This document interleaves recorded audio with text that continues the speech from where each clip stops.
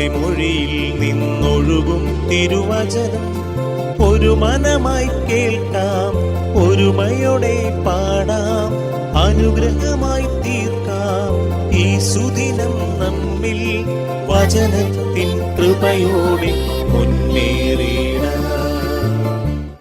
വിശുദ്ധ മത്തായി അറിയിച്ച സുവിശേഷം 18-ാം അധ്യായം 1-ാം തിരുവാക്യം. ശിഷ്യന്മാർ യേശുവിനെ സമീപിച്ച് ചോദിച്ചു, സ്വർഗരാജ്യത്തിൽ വലിയവൻ ആരാണ്? കാരുണ്യവാനും സ്നേഹനിധിയുമായ ഞങ്ങളുടെ നല്ല ദൈവമേ, തിരുവചനത്തിലൂടെ ശിഷ്യന്മാർ അങ്ങയോട് ചോദിക്കുന്നുണ്ടല്ലോ, ദൈവമേ, സ്വർഗരാജ്യത്തിൽ ഏറ്റവും വലിയവൻ ആരാണ് എന്ന്.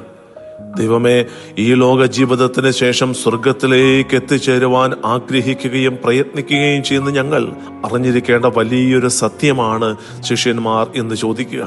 തിരുവചനത്തിൽ 18-ാം അധ്യായം 4-ാം വാക്യത്തിൽ അങ്ങ് അരുളി ചെയ്യുന്നുവല്ലോ, ഈ ശിശുവിനെ പോലെ സ്വയം ചെറുതാകുന്നവനാണ് സ്വർഗരാജ്യത്തിലെ ഏറ്റവും വലിയവനെന്ന്. ദൈവമേ, എളിമപ്പെടുവാനും എളിമയുടെ വഴിയെ ജീവിക്കുവാനും ഈ ലോകത്തിലെ ഞങ്ങളുടെ ഓരോ നിമിഷവും ഞങ്ങളെ അനുഗ്രഹിക്കണമേ എന്ന് പ്രാർത്ഥിക്കുന്നു.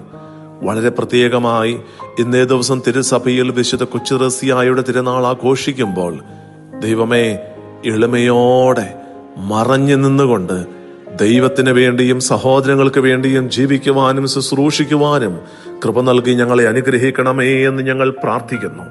കർത്താവേ, അങ്ങയുടെ കൃപ ഞങ്ങളുടെ മേൽ ഇന്നേ ദിവസം പ്രത്യേകമാവിധം നിഴലിക്കട്ടെ എന്ന് പ്രാർത്ഥിച്ചുകൊണ്ട് നമ്മുടെ കർത്താവ് ഈശോ മിശിഹായുടെ കൃപയും പിതാവായ ദൈവത്തിന്റെ സ്നേഹവും പരിശുദ്ധാത്മാവിന്റെ സഹവാസവും പരിശുദ്ധ അമ്മയുടെയും നീതിമാനായ മാർ യൗസേപ്പിന്റെയും മാധ്യസ്ഥവും സകല മാലാഖമാരുടെയും സകല വിശുദ്ധരുടെയും സംരക്ഷണവും നൽകി സർവശക്തനായ ദൈവം നിങ്ങളെ ആശീർവദിച്ച് അനുഗ്രഹിക്കട്ടെ, ഇപ്പോഴും എപ്പോഴും എന്നേക്കും.